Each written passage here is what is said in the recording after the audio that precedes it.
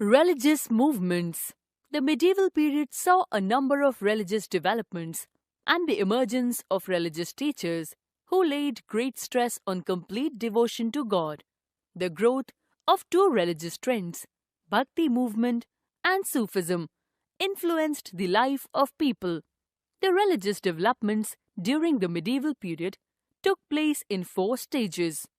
In the north, from 800 to 1200 AD. In the south, from 800 to 1200 AD. Under the Delhi Sultanate, from 1206 to 1526 AD. Under the Mughals, from 1526 to 1707 AD. Developments of religious systems in the north, 800 to 1200 AD. The people during this period, especially the Rajputs, were mostly followers of Hinduism. This religion made great progress under them. Both the Shaiva and Vaishnava sects were quite popular in northern India. The people worshipped Vishnu, Shiva, Durga, and many other gods and goddesses of the Hindus. People belonging to Vaishnava sects came to believe in the legend of 10 incarnations of Vishnu. These 10 incarnations are Matsya, Kurma, Varaha, Narsimha, Vamana, Parasurama, Rama, Krishna, Buddha, and Kalki. Spread of Bhakti movement to north. The Bhakti movement led by Nayanars and Alvars in the south now spread to the north. It now became popular almost all over the country. The Bhakti saints disregarded caste inequalities and laid emphasis on Vedas. Buddhism also witnessed revival. It was chiefly on account of the fact that Buddha came to be regarded as one of the incarnations of Vishnu. The worship of Buddha became more elaborate. Devotional songs, rites, and other ceremonies became a part of Buddha worship. Jainism also gained popularity among trading classes in the northwestern India. The Jain doctrines of four gifts of learning, food, medicine, and shelter helped make Jainism more popular. Development of religious systems in the south, 800 to 1200 AD. Mostly the people followed Hinduism and worshipped the Hindu gods. Other religions like Buddhism, Christianity, Islam, and Jainism also existed. Christian and Muslim communities settled in different parts of South India. A number of religious movements started during this period.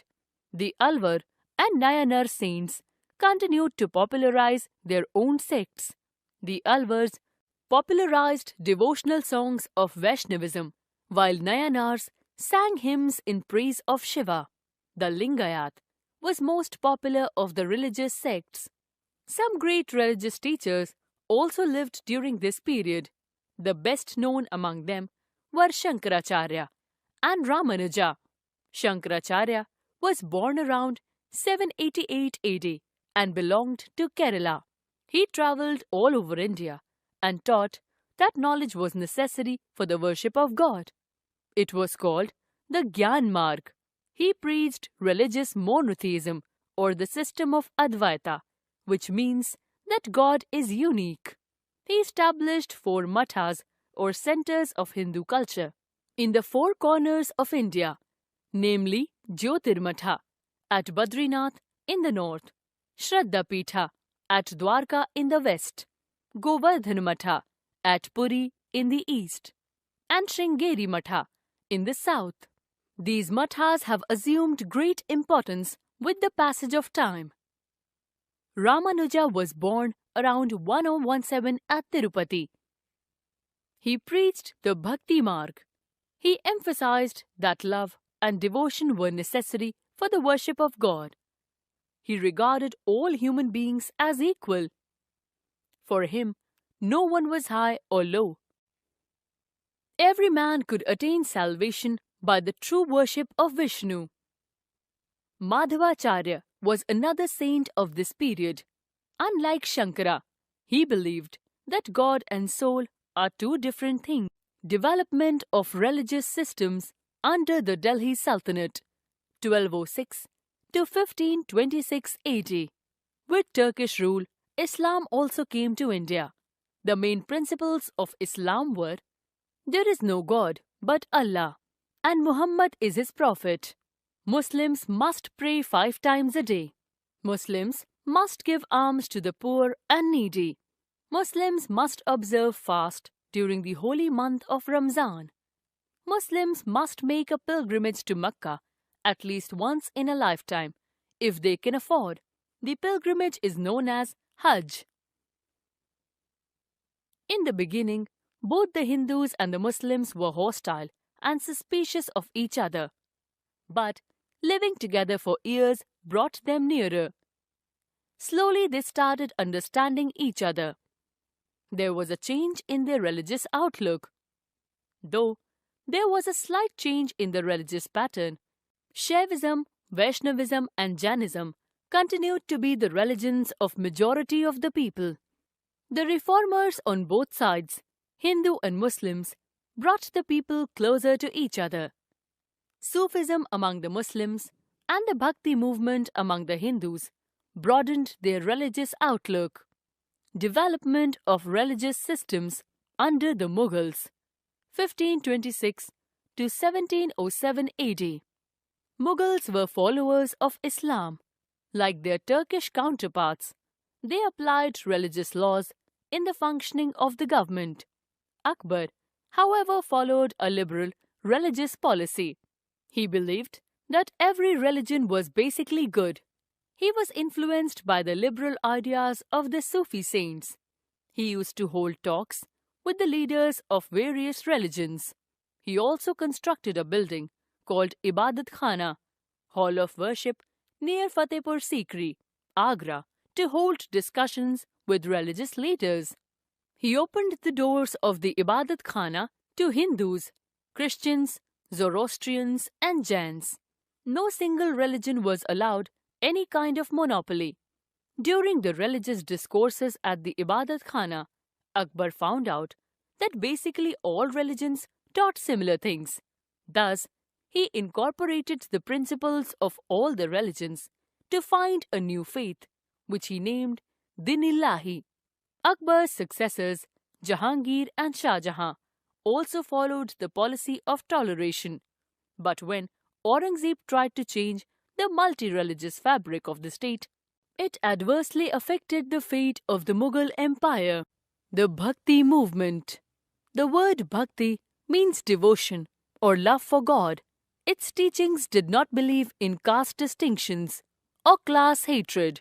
Its followers are divided into 2 groups: those believing God having a form, Saguna, and those believing God as formless, Nirguna.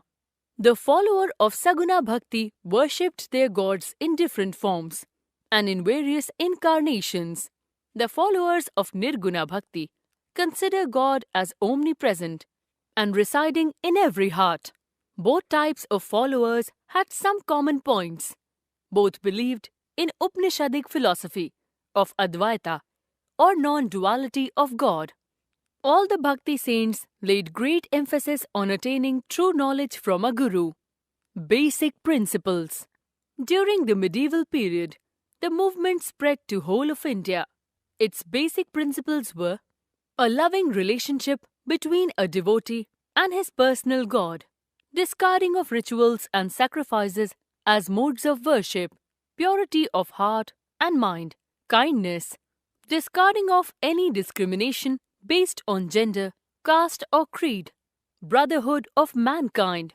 The Bhakti movement in India is responsible for many changes introduced in the worship of God by the Hindus, the Muslims and the Sikhs. For example, Kirtan at a Hindu temple, Qawwali at a dargah and singing of Gurbani at a Gurudwara are all derived from the Bhakti movement. Reasons for the success of Bhakti movement.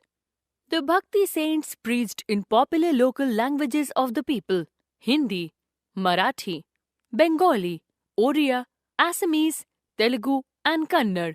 They emphasized simple ways for the realization of God. At the time when society had become polarized, They discarded caste, color, creed, and gender-based bias. Different saints spread the movement in different corners of the country. Important Bhakti saints: Ramanuja, Ramananda, Kabira, Namadeva, Guru Nanak, Vallabhacharya, Chaitanya, and Mirabai were some of the great reformers of the Bhakti movement. Ramanuja was born in a town near Madras, Chennai. He preached the worship of Vishnu. He won many followers in South India. Ramananda was born at Allahabad in a Brahmin family. He was the first reformer to preach in Hindi. He preached in the north. One of his disciples was Kabir.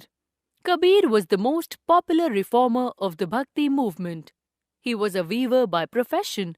He had firm faith in Hindu-Muslim unity, and thousands of his disciples came from both these communities. He believed in the Nirguna form of Bhakti. He was a famous disciple of Ramananda. His couplets or dohas are still recited everywhere in India. Sant Janeshwar began the Bhakti movement in Maharashtra. He wrote a commentary on Bhagavad Gita in Marathi. Namdeva was a Maratha saint.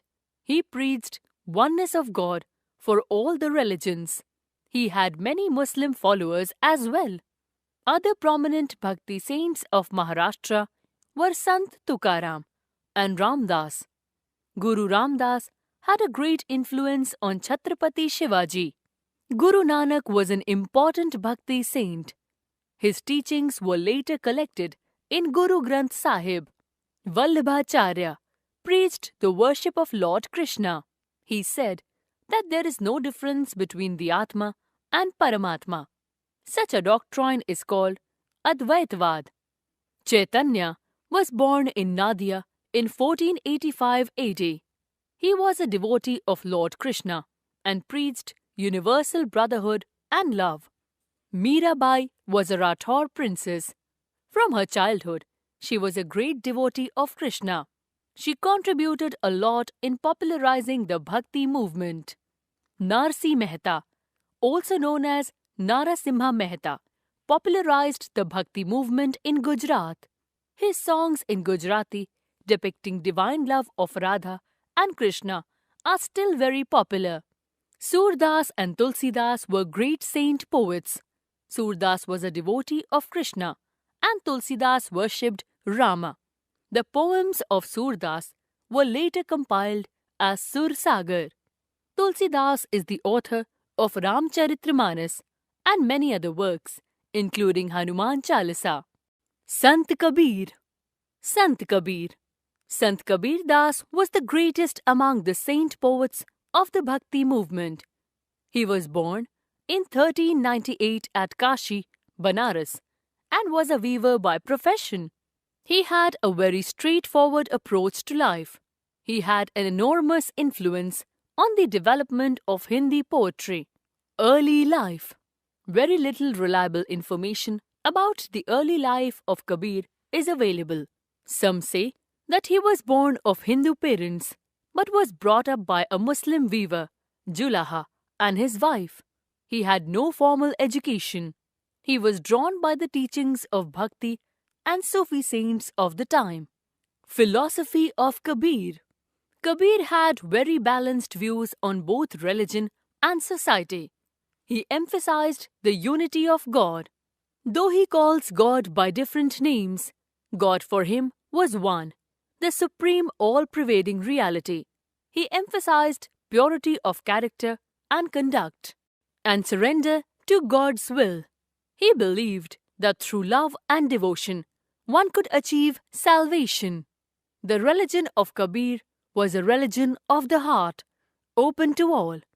He acknowledged no caste distinctions. He did not believe in the distinction of religion. He taught that love for God was the basis of all religions. He asked people to show their love for God by loving all the things created by God. He advocated ahimsa. He encouraged vegetarianism. He also gave importance to a guru. The guru, he believed, showed the right path. He regarded Swami Ramananda as his guru. Kabir made a strong plea for Hindu-Muslim unity. He strived to achieve harmony between Hinduism and Islam. Works. Kabir's teaching were purely oral.